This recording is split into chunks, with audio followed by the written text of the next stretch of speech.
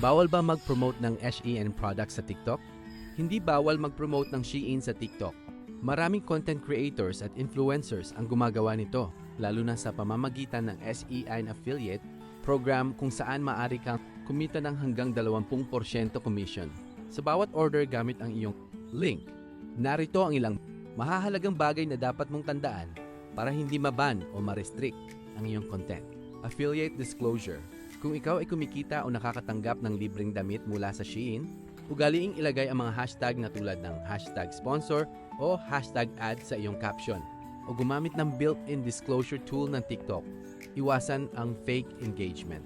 Huwag gumamit ng mga automated bot o mag-spam ng mga comment section para lang i-promote ang iyong link. Sundin ang community guidelines. Siguraduhing angkop sa lahat ng edad ang iyong mga video at walang ipinapakitang ipinagbabawal na content.